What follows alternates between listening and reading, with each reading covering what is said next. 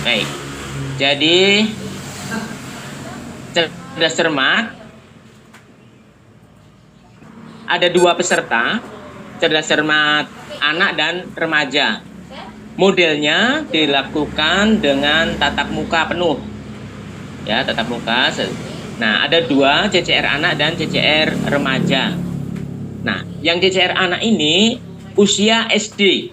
Usia SD nanti akan dibuktikan dalam persyaratan surat keterangan. Iya. Lalu yang remaja itu SMP dan SMA atau SMK. Peserta lomba Kabupaten seluruh Sumatera Utara, setiap peserta itu 3 orang anak, baik CCR anak maupun CCR remaja. Lalu gender itu bebas, bisa sama, bisa campuran. Bisa sama, bisa salah. Materinya perjanjian lama, kitab suci, perjanjian baru, liturgi, pengetahuan umum dan sejarah gereja, dan serikat kepausan misioner dan karya kepausan Indonesia. Nah, bahan semua itu ada, semua bahannya sudah di-share. Kira-kira begitu. Lanjut. Lalu bentuk soalnya, setiap peserta itu akan ada bentuk soalnya pilihan ganda dan isian. Pilihan ganda dan isian. Isian itu artinya melanjutkan kalimat atau menjawab pertanyaan. Kurang lebih begitu.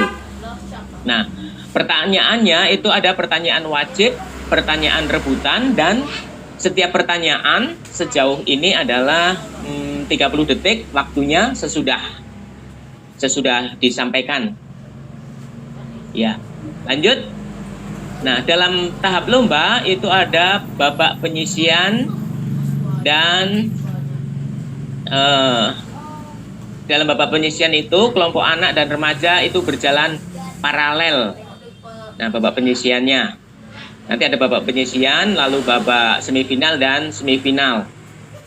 Nah, semua peserta akan dibagi dalam zona. Masing-masing zona terdiri dari 8 atau 9 kabupaten kota. Nanti kita tengok siapa atau berapa jumlah peserta. Yang E, pengelompokan peserta itu ditentukan dengan undian saat technical meeting kedua di Baliki, artinya di tempat pelaksanaan. Di tempat pelaksanaan. Lanjut ya. Lomba dilaksanakan dalam bentuk zona, ya, grup lomba, grup ABC itu tadi. Lalu maaf, bukan grup ABC ya, kelompok-kelompok maksudnya. Lalu yang G, peserta lomba yang memperoleh nilai tertinggi pertama dan kedua pada masing-masing zona, itulah yang akan memasuki ke babak berikutnya, semifinal. Babak semifinal ya. Yang kedua babak semifinal. Babak semifinal itu diupayakan berlangsung pada hari yang sama. Ada 8 regu CCR anak dan 8 regu CCR remaja yang berpartisipasi di babak semifinal. Pelaksanaan lomba untuk kelompok anak dan remaja itu berlangsung di lokasi yang sama dan di ruang yang berbeda.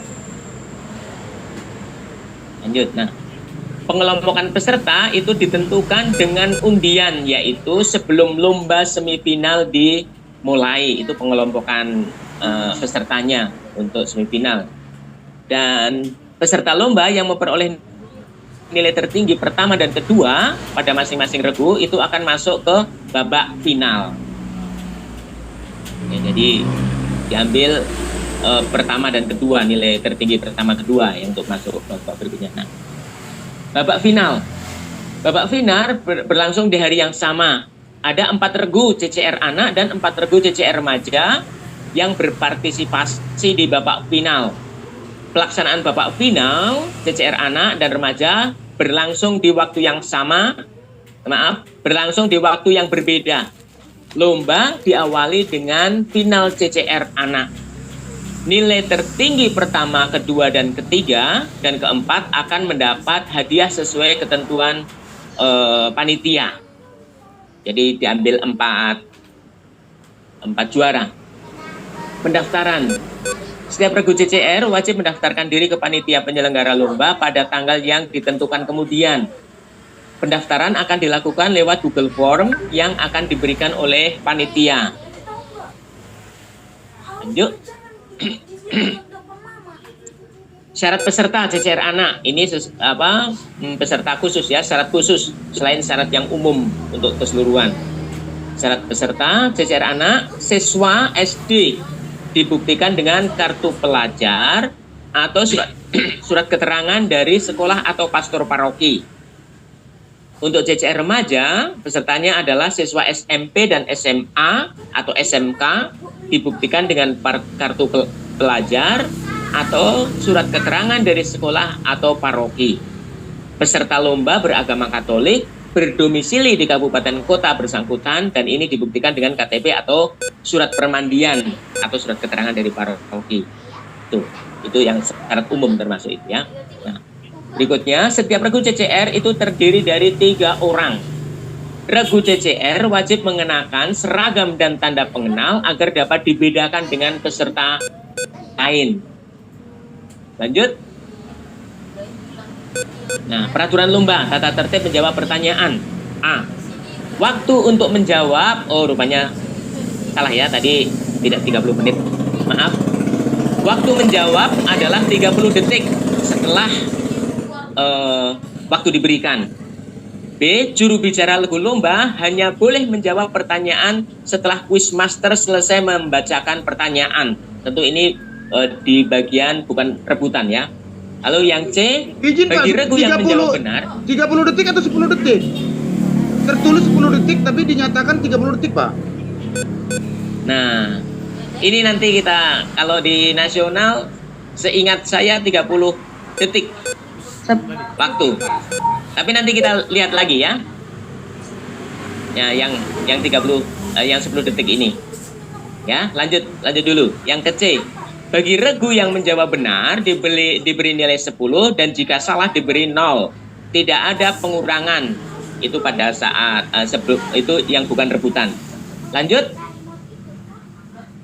Peserta yang kedapatan curang atau menerima jawaban dari penonton atau dari pihak lain akan dikurangi 100. Regu yang memperoleh nilai tertinggi dalam kelompok berhak maju ke babak berikutnya. Keputusan juri tak dapat diganggu gugat. Lanjut. Nah, ada 10 pertanyaan rebutan yang akan direbutkan setiap regu lomba. Ini untuk rebutan. Pertanyaan rebutan yang disajikan merupakan lempar rebut. Setiap regu mempunyai hak yang sama. Atas siapa yang cepat, dia dapat. Yang C, soal dibacakan oleh quizmaster dan regu yang ingin menjawab pertanyaan harus menekan bel yang telah disediakan. Quizmaster menghentikan pembacaan soal setelah ada regu lomba yang menekan bel. Jadi begitu ada bunyi bel, quizmaster langsung berhenti, diam. Juri menunjuk peserta pertama yang menekan bel untuk menjawab. Lanjut. Nah, peserta diberi waktu 5 detik untuk menjawab. Peserta yang menjawab benar diberi nilai 100 dan jika jawabannya salah dikurangi 100. Juri menunjuk peserta pertama yang menekan bel untuk menjawab. Regu-regu lomba yang memperoleh nilai tertinggi dan sama akan diberikan 5 soal rebutan tambahan. Regu dengan nilai tertinggi akan masuk ke babak berikutnya. Keputusan juri tidak dapat diganggu gugat. Nah, begitu kira-kira. Terima kasih. Silahkan kalau ada komentar, pertanyaan.